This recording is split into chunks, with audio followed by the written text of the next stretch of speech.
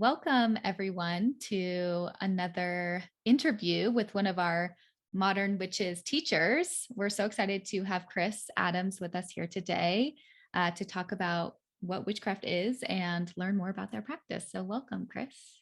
Thank you for having me. Super excited about this convo. Hey. So, I'm Kris. I currently reside in the DMV area, DC metro area. I've been here for about 12 years. I'm originally from North Carolina, so not too far from where I grew up. My pronouns are she and they interchangeably. Both work great. And right now in my practice, I am mostly we're doing a lot of dream work, which is super important to my heart, close to my heart.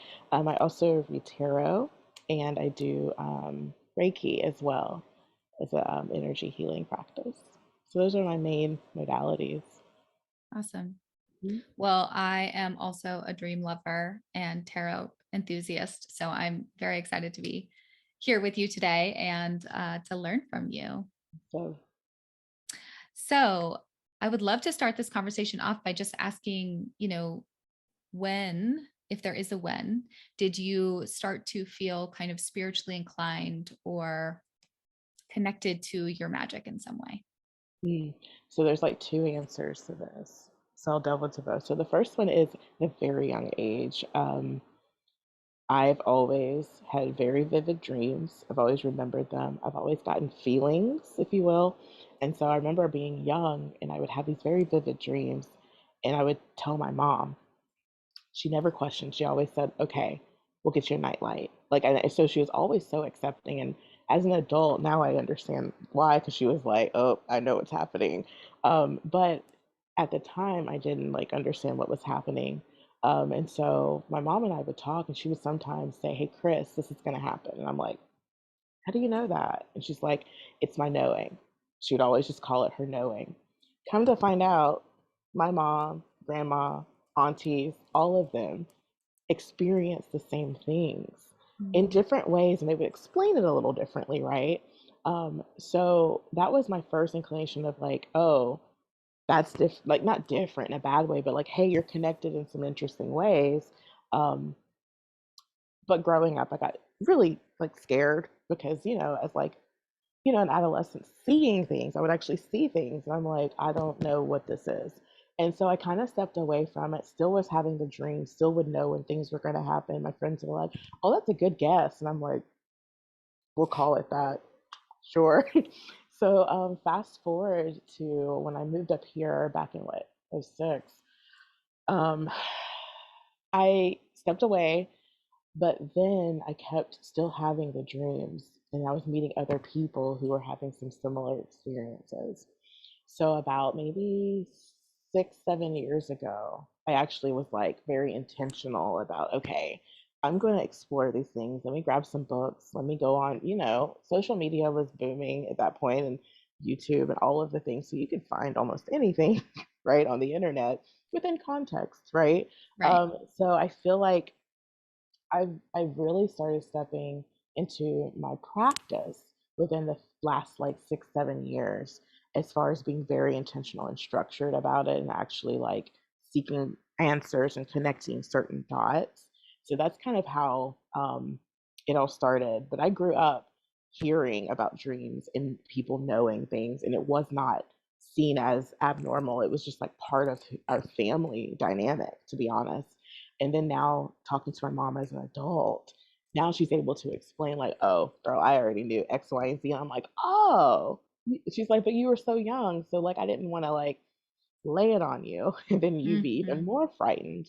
But now I'm. It's so interesting. I have no fear about it, which is comforting because I think I just associated it with when I was younger, feeling like the fear attached to it. But now because I've, set up boundaries and done protection work and all of the things, right, that comes with practice and ritual and learning, now it's like a welcomed little, I get a tingle. I'm like, ooh, who's that? Whose heart chakra's pinging? So it becomes like a little, not a game, but it's like enjoyable. I'm like, oh, Right. my magic's at work. Oh, that's so sweet. That's so great that and magical and beautiful that your whole family is so aligned with their dream work. Yeah, and it's been interesting because, of course, like their own, like they like I said, I was raised in like in the church, so they would frame it a little differently than I do now, but it's the same thing. And so it's been really interesting going back and having these conversations using my like terminology that I want to use and seeing what conversations come out of that. But one thing I do tell my mom now is that I'm so grateful that she was just super supportive. She never questioned it. She always just said, "Okay, how can I help you feel safer?" Which Mm, what child doesn't want to hear that, especially when right. experiencing things that maybe their friends aren't experiencing, you know? And I remember I've always been an empath, but like as a kid, taking on all the things. And so it was beautiful that even my mom was trying to find ways to incorporate boundary work, right, in her own way. So it is like a blessing. And I go back frequently with, in conversations and tell her, like, hey, mom, I really appreciate you doing that when I was like 12, because I had no idea what was going on. And you did, and you did your best to kind of like protect and shape it. And then now as an adult, we're able to have really cool conversations about it. Oh, that's so lovely. Yeah. So, in terms of, um, you said you grew up kind of within the church, Mhm. and you had this like familial experience of magic. Um, what other kind of traditions or lineages have become or are important to you at Mhm. this time? Other than, well, the mostly Christian, because I grew up non-denominational and Baptist. Um, my grandmother was a gospel singer, and so gospel even now is really important in my practice. Just like the music, and like you just feel. First of all, it's nostalgic because I get to think of my grandmother, right? But also, I've really been interested in Buddhism. I really love compassion is so important, and I think that it's the one thing that we can just always do more, like have Mm, more of, and especially in the world, and especially towards ourselves, right? right. Also, I love this idea of not being so attached to outcomes, because I feel like that's something that a lot of us are socialized into really like, okay, this outcome. And there's nothing wrong with having goals. But if we're attaching so much to the specific outcome, then where's the adaptability and flexibility, right? And where's this acceptance? And like, okay, am I being able to remain neutral in something? Am I just giving some sort of, I guess, value to something that maybe doesn't just like needs that value right now? And so that's helped me be way more compassionate to myself, especially when doing a lot of like inner work, not to beat myself up, maybe as we're kind of traversing through the heart space. So that's something that I'm really delving into more. And then also just more of the traditional like African deities and how that also shows up in my practice. Even when I was like growing up, seeing how that's mixed in with the Christianity. And then as I'm meeting other people within the diaspora and like their own experiences too that are different from mine, especially they grew up outside of the US, and how some things are super similar and some things are really different, and having those conversations has been really great to sit with those and see what resonates and what I can hold on to, and other things I'm like, oh, that's cool. I don't know if that's something I can incorporate, but I really love that I've been able to have this conversation and that perspective change. So those are the main ones that I've been kind of exploring. Nice. And I'm curious, in terms of the word witch, like how have you related to that word? Do you feel like you identify with it? Does it give you the spookies because of your Christian upbringing? Because that Right. was definitely a part of like my experience too. Oh So yeah. I love this question because I'm about to be real transparent. yes, So please. I feel like even as 7, 8 years ago, I was like very shy about saying the word witch because, come on, we all know what that images bring up, which that's a whole nother conversation, but it's something we grew up with. And so I would say, well, I'm just connected, or I have some gifts, or what did I called myself intuitive, right? Mhm. Which nothing's wrong with any of those words, but they never quite settled the way I thought they would, like as something that I identify as. And I've had to just kind of go in and be like, Chrissy, why don't you want to call yourself a witch? Why? What's up? Like, let's delve into it. And it's okay if it brings up fear and all of that, anxiety. That's cool. But we got to get past that and get to like why. And it really had nothing to do with what I personally like truly held on to and believed that something was wrong with the word. It was because of I was afraid of like what I've been taught, judging, right? And when people hear things, they're like, oh, well, I'm automatically over there. And it's like, Mm-hmm. but I'm actually just somebody who's trying to be connected and, do my own healing, share my knowledge, see if other people want to come along for the ride and see what happens. And I think that now the word witch feels really good when I say it. Feels really good. And it feels like I've been wanting to like identify with that for a long time, but I had to kind of go through and just wade through all of those things that I'd been taught and kind of took on as my truth when in fact it was never really my truth, to be honest. It's just something that I felt that I needed to like hold on to as truth. So now I love the word witch. I lead with it. Love it. Like if something happens at work, they're like, "Oh, that's magic." I'm like, "Yeah, I bet it is." They're like, "Oh." I'm like, "No, I wasn't joking." For example, today I always have crystals. I have one on now, I have one here, and I had someone who was like, "I'm about to go into a really difficult conversation." I said, "I have a crystal for that. There you go." And they're like, "It actually helped." I'm like, "I know, it's fine, it's good." Trying to tell you. So I love that even within me stepping into that in all of the roles that I have in my life, I've been able to still see small changes in people's perception of it because they think witch and they think the things you see on TV or read. And then they see me and they're like, oh. And I'm like, exactly. Like, we're not like, we're people who just are connected and we're really actively, intentionally tapping into those gifts that everyone has. Like, we all have the ability to do this. That's the cool part. It's just allowing yourself the freedom to explore it. Mm. It's such a journey. And thank you Yes, for sharing that. of course. Yeah. I think there are so many people in our community that, like, there's so much baggage around the word Yes. witch, endless baggage. And Hmm. like the way it's been used to oppress people and to also sell things, like there's so much baggage Hmm. around it. Yeah. Um, but I think, I like when you said you're just someone who's connected, because that really resonates for me in terms of my understanding of like being a witch is Hmm. really someone who is connected to all layers of reality. Hmm. Um, and I think that's really beautiful. Agreed. And I also feel like um, it allows us to have a transparency that I think really then creates more connection with others. And then seeing that connection be turned inward with the people Mm. that you're meeting, that's the cool part right there. When people are like, I didn't know this about myself. And I'm like, and now you do. And that's Yeah. cool. So Yeah. cool. And like, Hmm. how will that support your own healing, Absolutely. Absolutely. Yeah.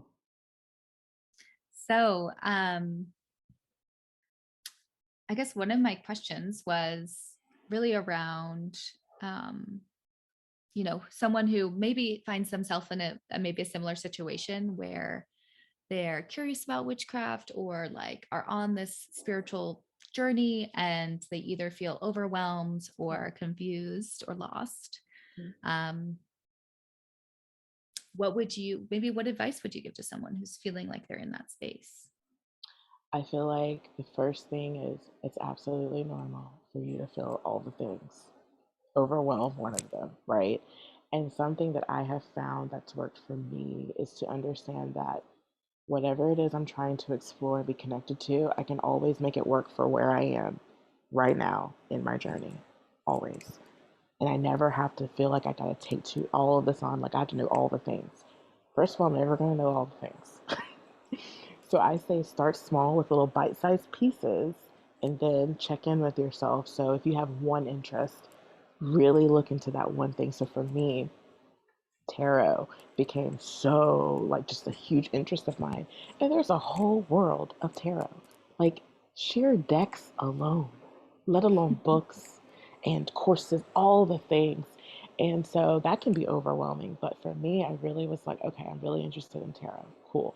What's my first step? For me, it was just getting a deck. And people are like, there's rules. Hey, I went to a place in New Orleans and that I love, like I said, I love the moon. So my first deck was the moon garden Oh, I because I love the love moon. that deck. Yes, and it's so So pretty. sweet and whimsical. And the cards are, I have small hands, so the cards were easy to shuffle. And I literally got the little notebook, the little pamphlet with it, and was like, all right, let's roll with it. And I was really blessed to have friends who might not have understood what the heck I was doing, but they supported it. And they were like, give me a reading. Sure. And I'm like, are you sure? And they're like, yeah, come on, let's do it. And I'm like, okay. So those are my two things of advice. One, start small, start where you are. Make it work for you, right? And like not when I say make it work for you, I don't mean that in the way that we've been taught. Like, I'm gonna make this work for me. It's literally like, hey, where can I start? Where can I fit it into my existing routine? And then make the small changes as I want to create more space for that, right? And two, please try to find a group, even one or two people that just accept and are super excited with you. They don't have to understand it. A lot of friends still don't understand tarot. They don't care. They're just like, if you're excited about it, I'm excited about it. Can I have a reading? Let's roll. So I think that having people who are there to support and be excited with you is so important. That is so true. Mhm. I feel like I get a lot of folks who I give readings to are really seeking that out in the world. Mhm. Or they're like on their path and they can't bring it up with the people that they're Mhm. around and close with. And I'm always like, well, maybe you should find some new people. Yeah, and that could be scary too. But I was telling my friend the other day, I was like, what I found in this journey, especially the past 3 years, is all you have to do is literally show up Mhm. as authentically as you can. And the groups and people that you were looking for have been there the whole time. They're literally just waiting for you to step through the door. And that's something that I found so true, especially as the pandemic was first starting and everything was switching to virtual. I was like, okay, I'm interested in, for example, rope, right? I was like, I really love rope and tarot. Let's see. There's a community for that. And the Yes, people there are so welcoming and open, and they just want to share their love of rope and tarot with other people.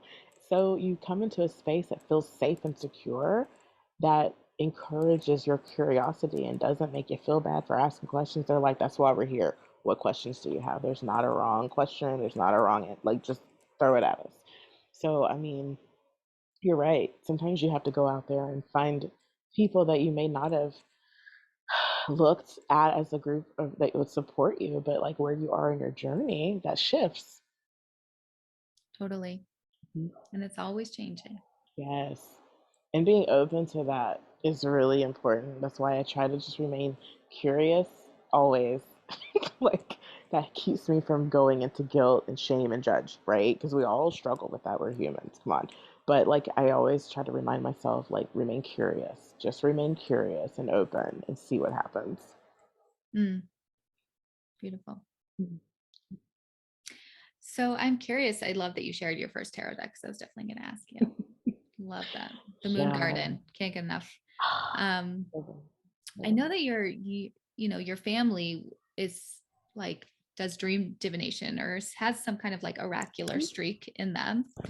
Um, I'm wondering if you can share like maybe a small piece of your dreaming practice for folks who are curious or just like something that they can do to maybe help them connect with their dreams more. Yeah.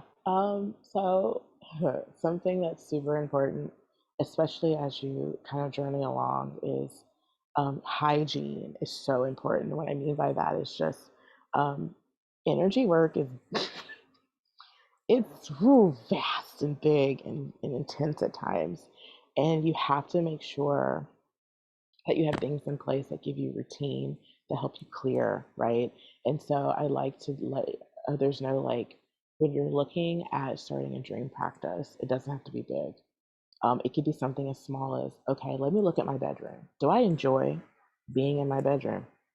If the answer is no, then you're probably not going to enjoy dreaming in it and recalling those dreams. So I like to tell people, I need you to look at your space and make it just your favorite place in the whole house. Whatever that looks like, it could be a diffuser. It could be a certain type of pillow, whatever that looks like. And making sure that you enjoy where you're about to spend hopefully 8 hours, because a good night's sleep, sometimes rare, Yeah. but important. Mm-hmm. And then also for me, part of my hygiene is not sleeping with a TV on. Number one, depending on the volume, it can really startle you out of sleep, and that is not Mm-hmm. good for recall at all. Yeah. You're just kind of scared and annoyed that you're up now, right? But also just like the light flickering, all of those things. So I look at like my physical environment. I'm like, okay, I need to turn my TV off, or at least have a timer. And then if you need like noise, we have noise makers, we have apps, all of the things. Even if it's a certain playlist, it can help with you kind of journeying your dreams. For me, I am really bad at writing things down because in the morning, first I wear glasses. So in the morning, I can't see because I don't know where my glasses are half the time when I'm sleeping, right? But what has helped me is to keep a record. Is I have a little app on my phone. I just tap and I can speak into it, and you can hear like how sleepy I am sometimes when I'm doing it. So if I try to tell people like if you're wanting to recall more of your dreams, being open to what that recall might look like. If you know that writing is not your thing, don't force yourself to keep a journal. That's not yet. You can might get there later. Whatever works for you. Is it me texting it to somebody? Is it me talking about it? That's cool too. But also understanding that if you wake up and you have a certain emotion tied to when you woke up, hold on to that emotion. If you have a certain lyric, sometimes I wake up with lyrics in my head and I'm like, I don't know what this is. And then throughout the day, I'll be like, oh, and something from the dream will filter in, but only because I remained open to having the lyric kind of playing in my head, or I'll listen to the song while I'm getting ready for the day. And that can help jog your memory if you're trying to get to where you can recall more of your dreams. So I feel like finding ways to help support whatever it is you're trying to do in your dream work and really leaning into those. Mm, such good advice. I definitely like woke up with two songs in my head, and I was like, "Oh, this is a lot of song information." Uh-huh. But I haven't listened to them yet. I'm gonna do that after this. Yeah, and sometimes it could be a certain lyric because I found that I'll Mm-hmm. have like a song in my head, and I'm like, why am I having a song in my head? And then my people, I say my people, I mean like I do a lot of like Yeah. feel so specific. Okay, but people will be like, go and pull the lyrics up, and I'm like, I don't want to. Okay, and I'll pull it up, and I'll be like, noted, got it, thanks, thanks. I definitely noticed that in me too, where I'm like, if I do this, I will realize what I'm like something Mhm, about myself or that I need to look at. And I'm just like, I'm going to put it off until I can't mhm, anymore. mhm. But And sometimes that backfires, but it's process. totally. I'm It still always there. backfires for me. Yes, and the people are like, "We tried to tell you." I'm like, "You're Yeah. right, but I'm hard-headed. It's fine." Right. I know the stubborn part of me exists for Mhm. sure. um, awesome. That was really helpful. I was going to ask too, like if there's any kind of practice or anything you would like to leave this conversation with as a share, or have a moment just to kind of say anything that you want to say that I didn't ask you. Okay.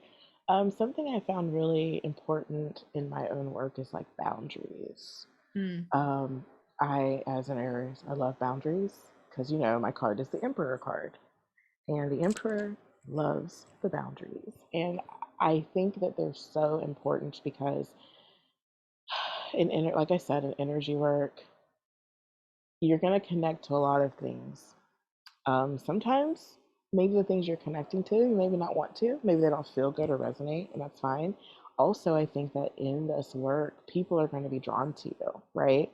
Because we're allowing our light to shine, which can be so uncomfortable, right? Because sometimes we're taught to be little, be smaller, or just kind of blend in. And I'm like, well, there's no blending in when my magic's all out here. So there's that. But also understanding that boundaries allow me to show up fully in a safe and secure way and then create space for others. And I think something we forget whenever we're beginning this journey is we want all the things. We want to connect to all the things and learn all the things, and that's great. But understanding that that can also drain you. And we can't continue this, right? Sustainability. We can't continue doing that and burning ourselves out or getting really tired or feeling drained, because then we have to reset, and that takes a whole lot of time. And then also there's uh this negative maybe like experience of, oh no, I remember that time I was really drained. And then you might shy away from, furthering your journey, when if you can make sure as you're exploring, you're looking at ways to set healthy boundaries, then you can continue to grow and explore bigger things and expand, but doing it in a way that is not gonna burn you out Mm-hmm. and have you rethinking, like, do I want to do this? Do I really want to do this? Because like I feel like we've all kind of been there, in understanding how we can better navigate that. And I've said time and time again, I always go back to my boundaries. If I'm ever feeling like resentful or just like short Mm-hmm. tempered, it's always because I might have let my boundaries slip and I wasn't paying attention to catch it quick enough before I got to the place where I'm just like, nope, I'm not doing it. Right. Yes. Right. So that's the biggest thing I would love to like share with others is, just boundary work is so important. And however it needs to look for the individual person, great. But I do think it's important. Absolutely. Like baseline magical practice and living in a global pandemic Yes. is like another layer of that. And just learning how to communicate your boundaries feels like a huge Yes. piece Yeah. too. Yeah. Like being able to say no and not feel guilty attached to like the saying of the no. And I like it's pleasure activism. Look, Adrienne Marie Brown, listen, if whoever's watching this, please pick that book up, Yeah. follow them on IG, all the things. And I love how in her book she says, you know what, my no's paved the way for my yeses. And so I try to remember that when I'm setting a boundary that may be uncomfortable. Just because I like boundaries doesn't mean it's always comfortable, right? And sometimes it needs to be uncomfortable, and that's okay too, to lean into that. But I have to remind myself that I'm saying no to this. That means I'm saying yes to that. And a lot of times I'm saying yes to myself. And I deserve a yes. And I think Yes. sometimes we don't think that. We're like, well, no, I deserve the yes, period. So, Yes. Absolutely. yeah. Oh, what a lovely way to close out our conversation. Um, I would love if you could share where people can find you, work with you, all the things. Yeah, absolutely. So my main IG page is, the underscore dream underscore doula. And on there, I have a link tree where you can do a tarot reading or a Reiki session or a dream session with me. I also have an email address that is dreamdoula@thewitchesmuse.com. So both of those ways work great for me. I'm always on there, checking, scrolling. So I love to meet new people. I love to have random conversations. So please reach out. I welcome it. Cool. Well, we'll make sure those links are available in Awesome. this video too. Love it. Thank you so much for your time. It's been such a treat. I've enjoyed this. Thank you for thinking of me. Yeah, of course. Okay, I'm going to pause the recording.